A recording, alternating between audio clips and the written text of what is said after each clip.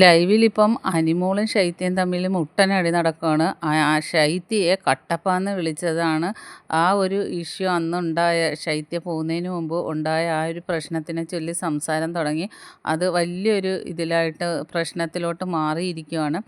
പക്ഷെ അനിമോളല്ല കട്ടപ്പാന്ന് വിളിച്ചത്. കട്ടപ്പാന്ന് വിളിച്ചത് പുറത്തുനിന്ന് വന്ന വൈൽഡ് കാർഡ്സുകളാണ് കട്ടപ്പാന്ന് വിളിച്ചത്. അപ്പോൾ അനിമോളോട് അവർ പറഞ്ഞിട്ടുണ്ടായിരുന്നു ശൈത്യയെ വിശ്വസിക്കരുതെന്ന് പറഞ്ഞിട്ടുണ്ടായിരുന്നു. അപ്പോൾ ഈ അനിമോളും ശൈത്യയും തമ്മിൽ ഭയങ്കര കൂട്ടായിരുന്നു.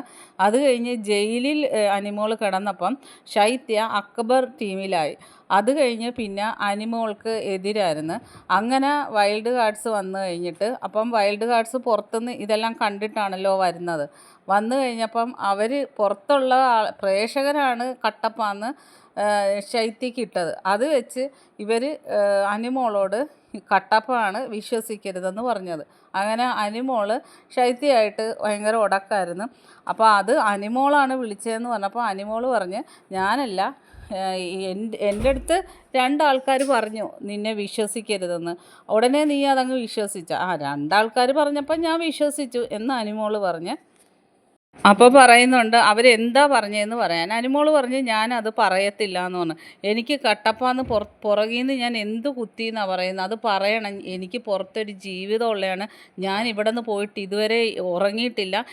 എനിക്ക് ഇതിൻ്റെ പേരിൽ ഞാൻ പുറത്ത് ഒരുപാട് അനുഭവിക്കുന്നുണ്ട്.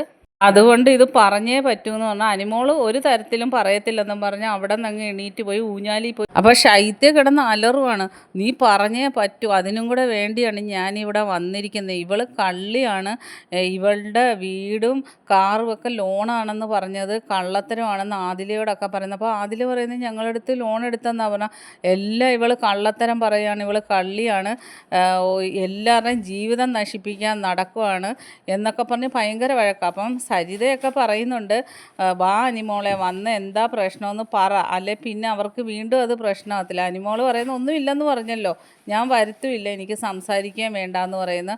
അപ്പോൾ ഇവൾ വീണ്ടും പറയുന്നുണ്ട് എനിക്ക് പുറത്ത് ഭയങ്കര പ്രശ്നമാണ്, എനിക്ക് ജീവിക്കേണ്ടതാണ്, സംസാരിച്ചേ പറ്റൂ. അനിമോൾ എന്തൊക്കെ പറഞ്ഞിട്ട് അനിമോൾ വരുത്തില്ല, അനിമോൾ അത് പറയത്തുമില്ല എന്നും പറഞ്ഞ് അങ്ങനെ ആ ഒരു വഴക്ക് നടന്നുകൊണ്ടിരിക്കുകയാണ്. ബാക്കി അപ്ഡേറ്റുമായിട്ട് വീണ്ടും കാണാം.